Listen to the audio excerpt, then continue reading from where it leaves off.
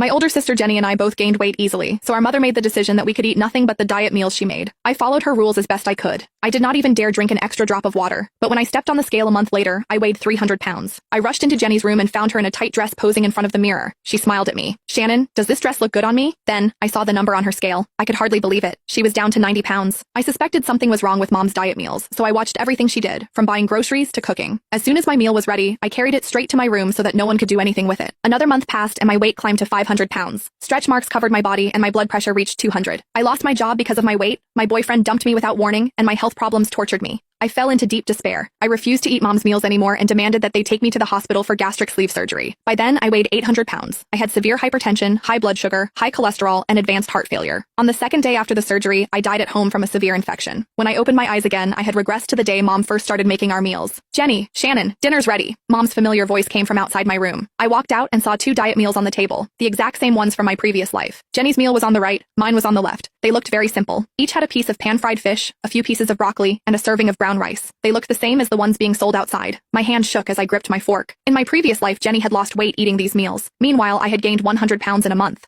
Was there something different about our portions? I looked at Jenny. "Sis, I want to switch meals with you." Mom dropped her spatula with a clatter. She hurried out of the kitchen, her voice a little nervous as she said, "They're exactly the same. Why do you want to switch?" Jenny was also speechless. "What are you up to again? Eat your own food." The harder they resisted, the more certain I became that something was wrong with my meal. I snatched Jenny's plate and started shoving the food into my mouth. Jenny rolled her eyes but said nothing more as she simply ate mine. However, Mom's expression darkened. She looked as though she was about to object, but then she turned around and went back to the kitchen. For the next 3 days, I ate Jenny's meals, thinking that I would lose weight for sure. My heart pounded as I stepped onto the scale. The numbers flickered before settling at 220 pounds. My heart skipped a beat. I had gained 20 pounds in 3 days. That was impossible. I smashed the scale in a rage, scattering pieces across the floor. Then, I ran to the supermarket and bought the most expensive scale they had. I opened the box right there and stepped on it. 220 pounds. The number had not changed. I broke down in tears as other shoppers stopped and stared. An older woman who was there shopping for groceries pulled me aside. "Young lady, the hospital has a weight management clinic now. I lost 50 pounds there. You should go take a look too." I thanked her and hurried home. Then, I asked Mom, "Can you take me to the weight management clinic?" Before she could answer, Jenny walked out of my room carrying a large bag of potato chips. "Shannon, you're sneakily eating junk food every day, and now you want to go to a weight management clinic? Are you crazy? Mom even quit her job to make these diet meals for us. Can you show some gratitude and stop stuffing yourself?" I tried to explain that the chips were old and that I had stopped eating them long ago, but before I could, Mom came over and held up her phone. "Shannon, I already booked you an appointment. We'll go tomorrow." I had not expected her to agree so quickly. Behind her, Jenny rolled her eyes out of annoyance.